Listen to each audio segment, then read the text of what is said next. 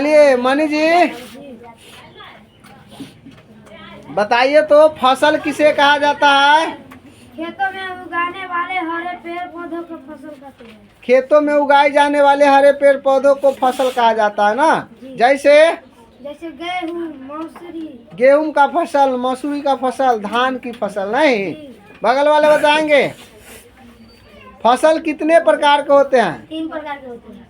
कितने प्रकार के? 3 प्रकार के। नाम बतो। रबी फसल, जायद फसल, खरीफ फसल। रबी फसल, जायद फसल, जायद फसल, खरीफ फसल। खरीफ फसल। चलिए आप बताइए हो रबी फसल किसे कहा जाता है? रबी फसल उन सभी फसल को कहा जाता है जो नवंबर दिसंबर में बोया जाता है तथा मार्च अप्रैल में काट लिया जाता है, तो उसे रबी फसल कहते हैं। जैसे में गेहूँ। गेहूं।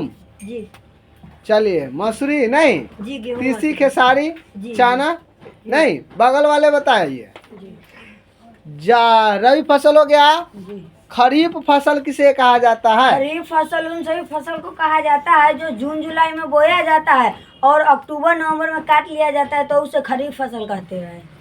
जैसे में धान। जैसे धान। धान की फसल। जी।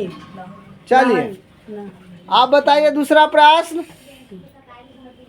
जायद फसल किसे कहा जाता है? जायद फसल उन सभी फसल को कहा जाता है जो साल में एक बार बोया जाता है, तो उसे जायद फसल कहा जाता है। यानी जब जायद फसल उन सभी फसलों को कहा जाता है जो एक वर्ष में एक ही बार उगाई जाती है, तो उसे जायद फसल कहा जाता है। नहीं, जैसे लहरी। जी गन्ना। लहरी गन्ना नहीं, गन्ना की फसल, लहर की फसल। जी ये जायद फसल का उदाहरण है ना।